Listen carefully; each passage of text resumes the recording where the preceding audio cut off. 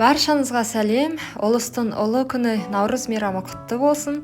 Бүгін сіздермен өзімнің отбасымыз жыл сайын әзірлейтін Наурыз көженің жасалу жолымен бөлісемін. Алдымен сүрленген етті, қазыны суға салып, 2-2,5 сағаттай пісіреміз. Мен видеода көріп тұрғандай барлығын салып қойдым, суым қайнады және еттің үстіндегі көбігін міндетті түрде алып тастаймыз. Барлық көбігін алып тастаймын. Менде сүрленген тұздалған ет болғандықтан тұзын салмадым. Сіздер өздеріңіз еттің мөлшеріне қарай, дәміне қарай тұз саласыздар. Тағы да наурыз көжеге бізге бидай, арпа, тары, құрт, қаймақ және жүгері қажет болады. Бидай мен арпа, яғни перловка ұзақ піскендіктен біз екеуін бөлек-бөлек ыдысқа салып, қайнаған суға бұқтырып қоямыз.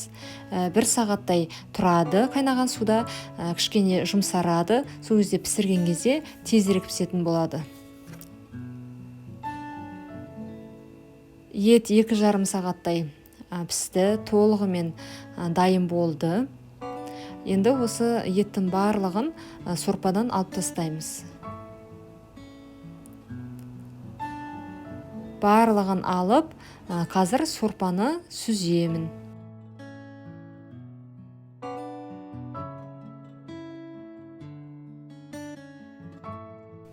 Сорпаны бірнеше рет сүздім.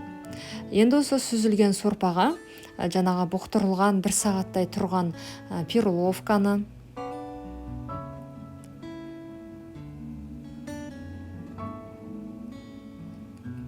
бидайды саламыз.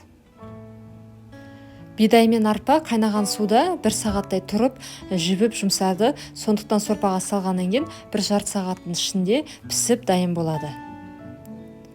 Тарыны да саламыз. Жақсылап араластырамыз.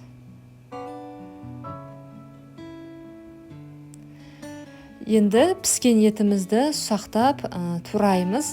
Қатты ұсақтамай-ақ қойыңыздар. Өз қалауларыңыз бойынша сұрасаңыздар да болады. Мен орташа тураймын. Менде сүрленген ет болды. 2,5 сағатта толығымен жұмсарып, өте дәмді болып шықты.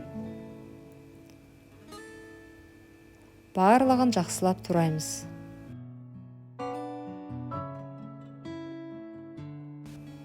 Барлық етті туралған етті сорпаға саламыз. Көжедегі бидай, арпа, тары барлығы пісті. Енді етін салып, жақсылап араластырамыз.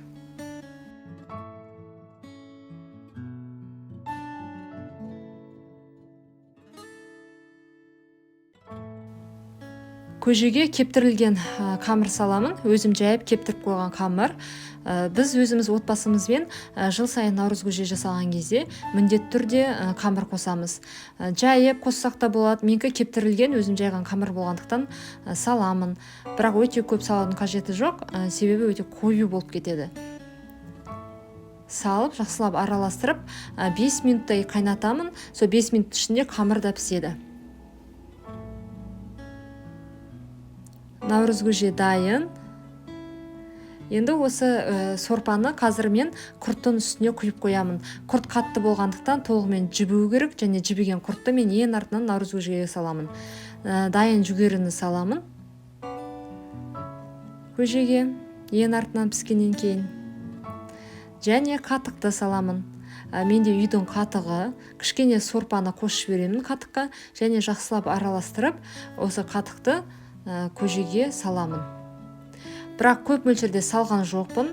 Тек азғантай ғана салып араластырдым. Және көжені құйған кезде әр адам өзі қажетті мөлшерде қатықты салады деп ойлаймын. Дайын көжені ыдысқа қазір құямын.